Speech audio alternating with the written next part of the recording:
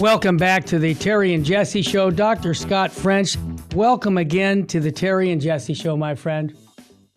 Thanks, Terry. Great to be here. Oh, we're just excited to have you every time. We always have good information.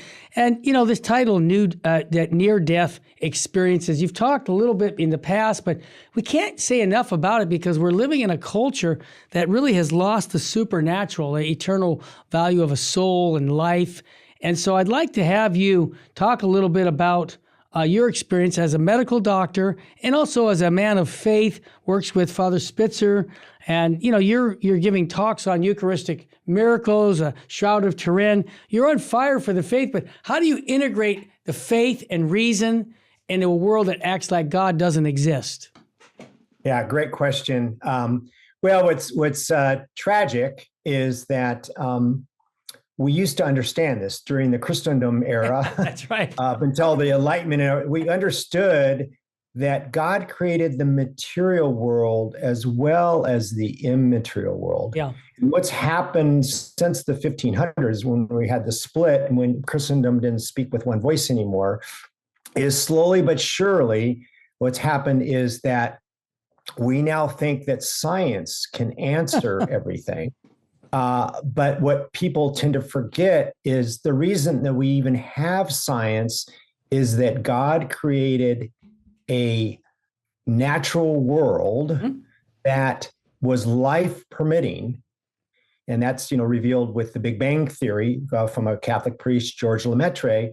And now more physicists than ever believe that there was a creator who set all the constants at the moment of the time of Big Bang. Right. And also that's when time began, something outside of time and space created the Big Bang 13.8 billion years ago.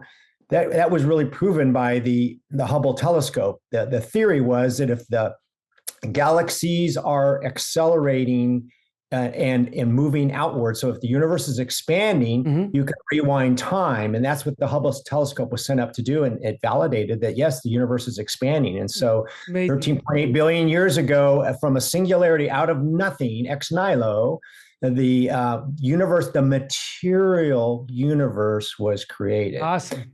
And we think that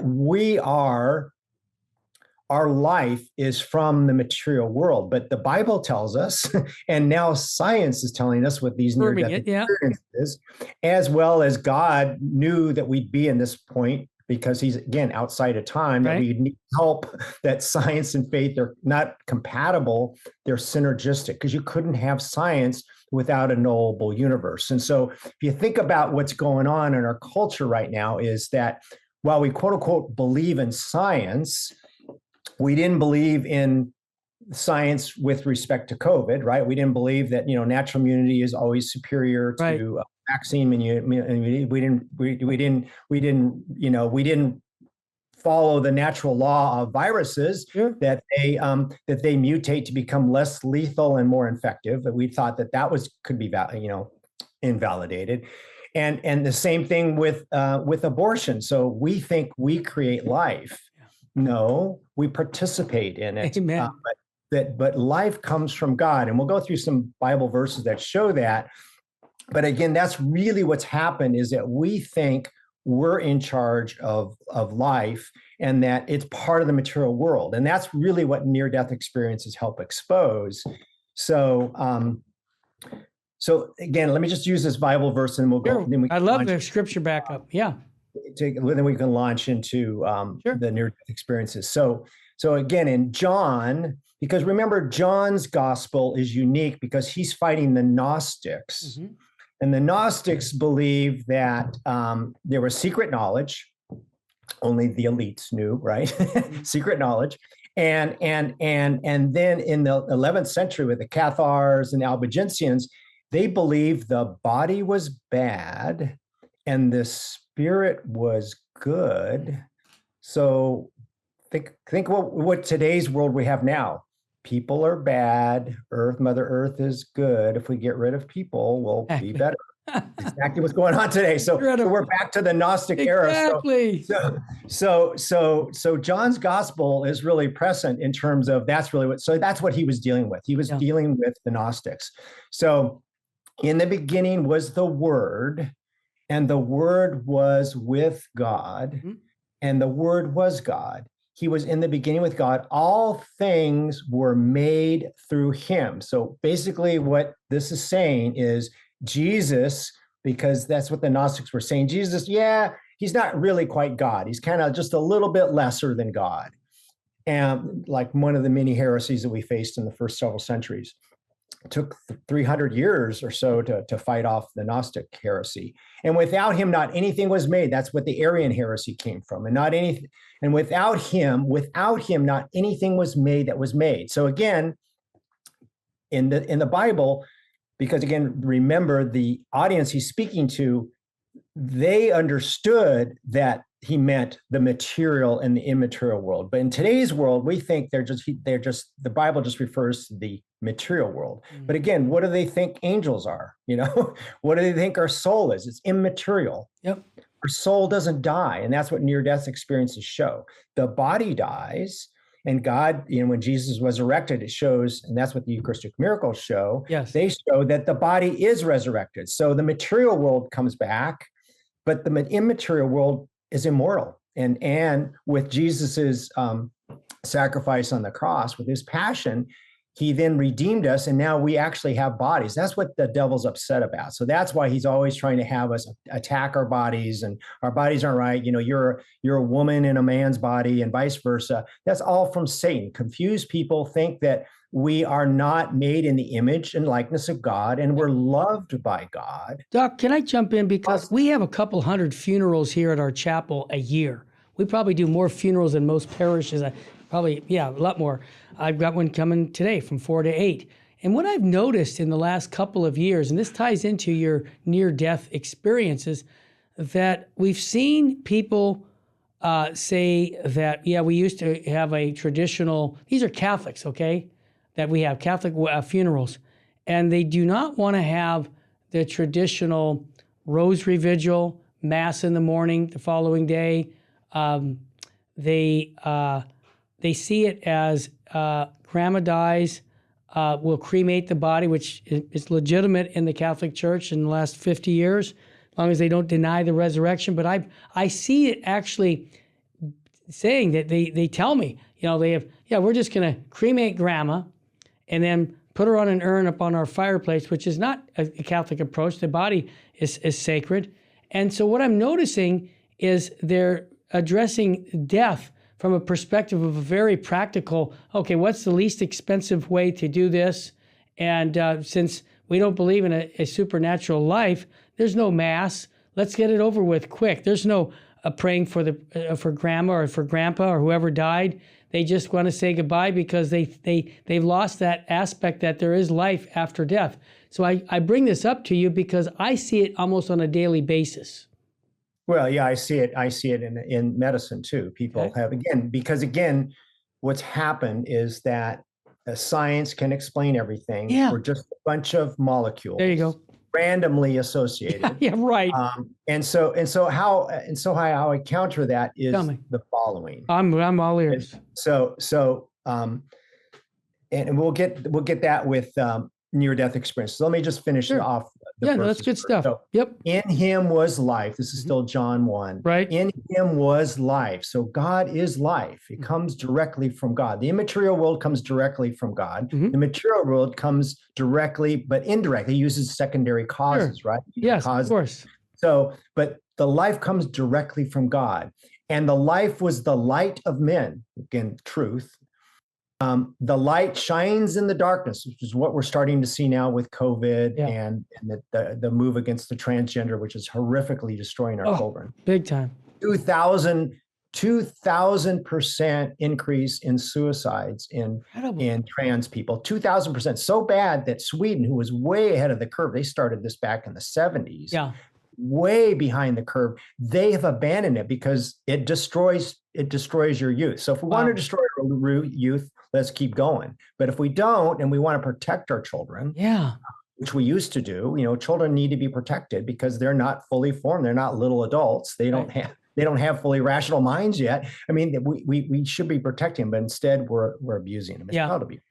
Wow. And that darkness will not overcome it. Right. So again, just back to near-death experiences. We'll get segue into that, but let's first talk about thought. Yeah. So you're thinking, you're speaking, I'm speaking. We each realize we have thoughts, right? Yeah. Okay. So how do we know that? Is thought part of the material world? Well, that's what near-death experiences show, is it's not part of the material world.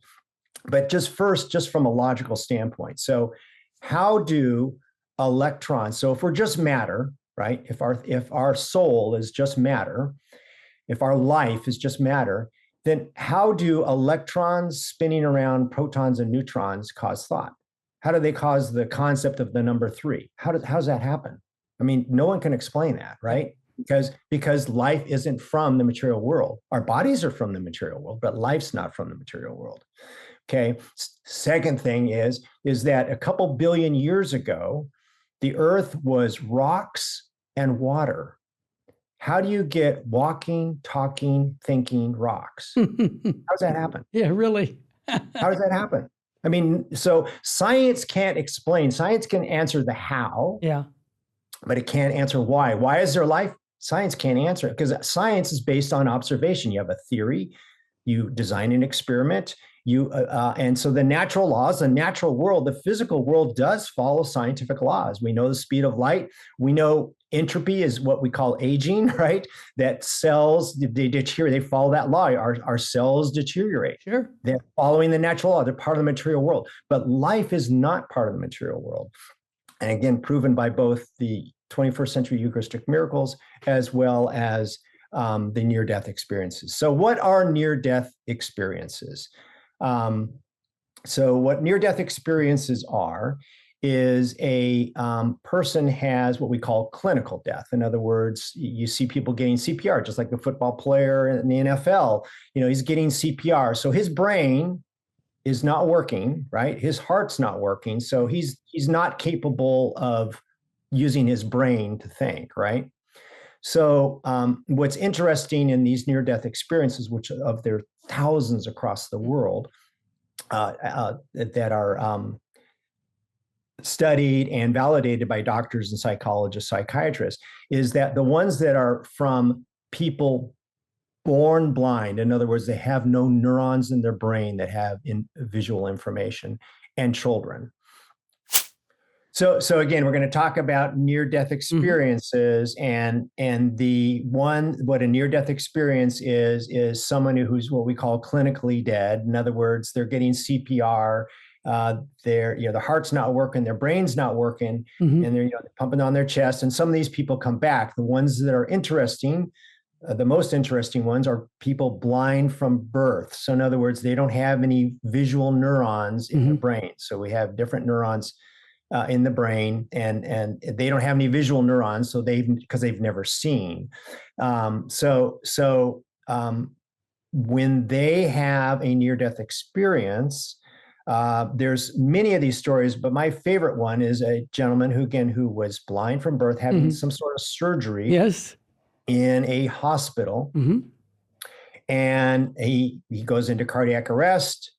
His soul floats out of his body. Awesome. So it's in soul body. Floats away from his body. He sees them and actually hears what they're saying. So again, he's blind from birth, but now he sees, right? So that means that, the soul is, it's somehow constrained by the body, obviously, right? Right. Because it can see and it can hear, and yet, brain's not working. So it's not hearing through the ears and it's not seeing through the eyes.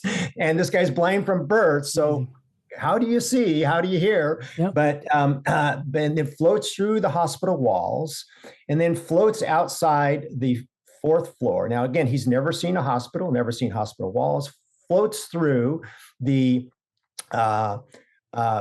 outside window on the 4th floor just like Jesus, remember? And he Oh, asked, yeah. yes, just like Jesus, that's why it's in the Bible. Everything's in the Bible for a reason to educate us. And again, that was an audience that didn't understand science because it was pre-science. Now we understand science and now think science can explain everything.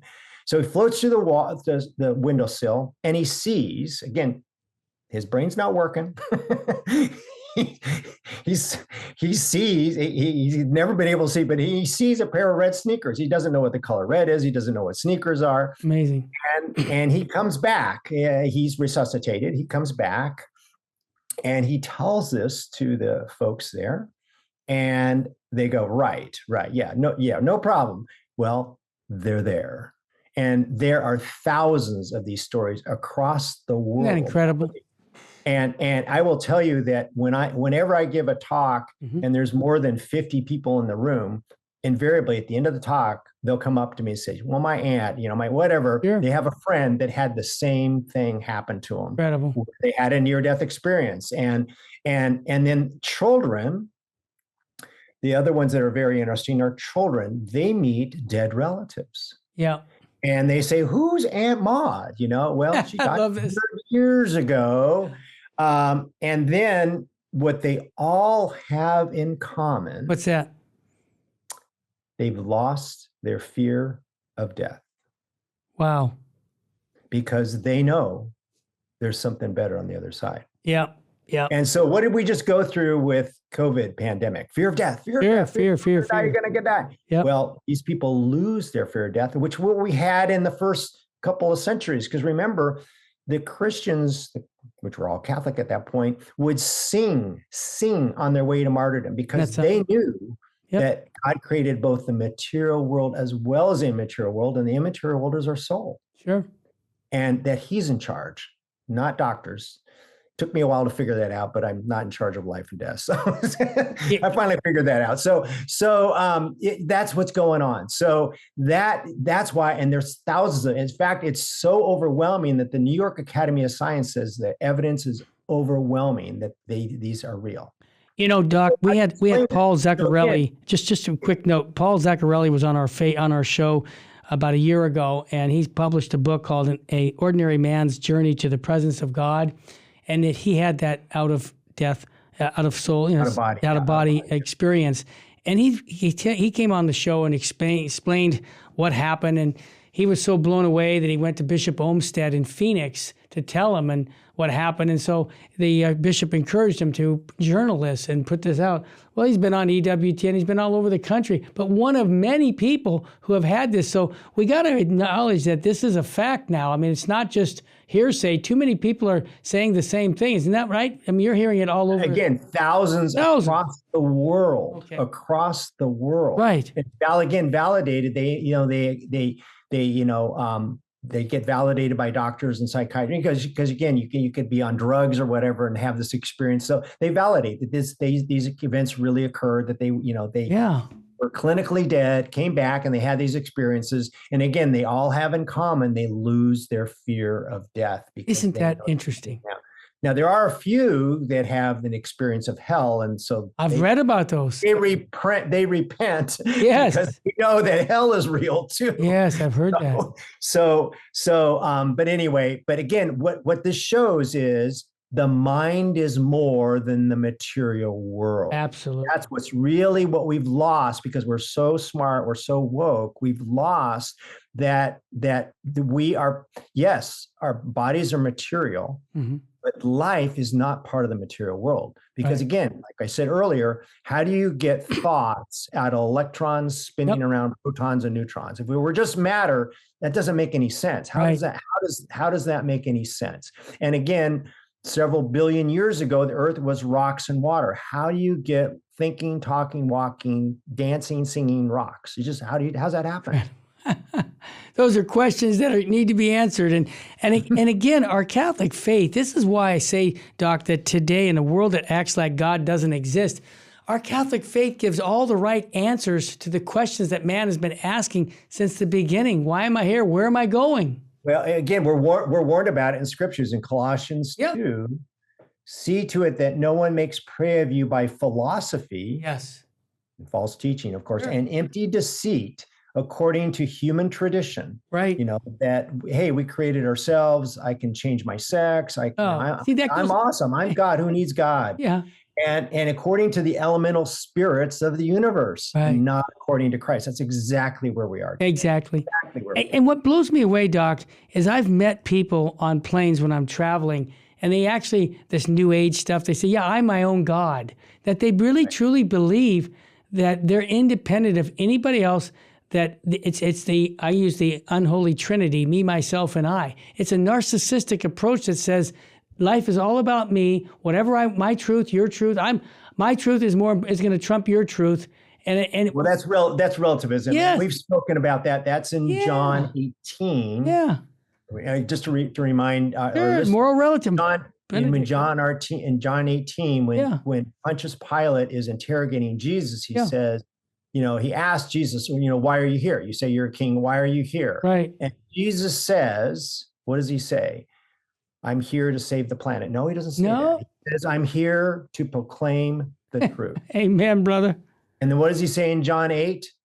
And you will know the truth, and the truth will set you free. Well, they'll set you free from fear of death, which is in Hebrews 2:14-15. Fear of death comes from Satan. And what do we just go through? Fear of death. Yeah. And back in the day, in the 4th century, when they had the plagues that killed 90% of the population, they still had mass because they knew God's in charge of life. Right. I mean, they took precautions, but they didn't cancel church. And like I always say, what this virus clearly doesn't like Christians, because you could go to a riot, but you couldn't go to a church. Yeah, you can go to Walmart too. You could get an abortion, but you couldn't go to a pro-life clinic. Well said. So this virus was incredibly smart to talk about near-death experiences. Viruses don't have a brain, but obviously they do. We didn't know that. So again, you pick it. Do viruses think or not? So I mean, that's what's really going on. Is upset, and that's why our children are being assaulted. So from 2007 to 2017, there was a 50% increase in suicides in our youth. Can I just jump in and tell you, I just had a friend of mine at breakfast that his son, 21 years old, committed suicide over the weekend right here in Southern California. And he was devastated by it, obviously. But this is, so we have to ask ourselves, what is going on? What is causing this increase in not just suicide, but also the mental problems, where depression, people are on medication much greater than we've ever been before. Yeah, accidental what's drug missing? overdoses, What's missing? Anxiety. Yeah, exactly. Well, it's because, again, your purpose in life, according to the culture, is, first of all, the culture divides everybody into oppressor and oppressed. Yeah. So you have no worth in life other than maybe to be a consumer. I'm not sure what your value is, but with, because there's no God, and God's a loving creator, and every person is precious to him. But the culture, only certain people are precious to the culture, and even they can be canceled. And so that affects children.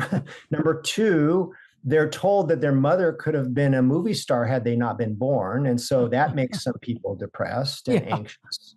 And then they're told that, if there was a God, he's a mean God, because you actually are a woman in a man's body, and that's a mistake. And so that's why there's a 2,000% increase. So again, like Einstein said, insanity is doing the same thing over and over again and expecting a different result. So yes, we're doing a great job. We're in this giant experiment of trying to destroy our children. It's working. Yeah. I mean, let's just keep on going. Let's make everybody trans. Let's just do it. Let's abort every kid we can, because it's making people really happy, and they're doing great. But Doc, wouldn't we ask a question if we saw birds or elephants or whatever animal was killing their offspring? Wouldn't we ask the question, what's wrong? What's wrong with? Remember. Yeah. Life comes from, life comes from us. See, God didn't create life. See, we don't see, that's what's happened. Is people have been convinced they're there. that there's only the material world, and you go into nothingness. Again, that's one of the causes of depression. You go into nothingness. Yeah. And so, wow. And so, eat, drink, and be merry. That's what St. Paul says. Yeah. If there was no resurrection, eat, drink, and be merry, because we're fools. We're greater fools than all people. And that's where we are today. And we'll be back with Dr. French with more of near-death experiences on the Terry and Jesse Show. Stay with us, family.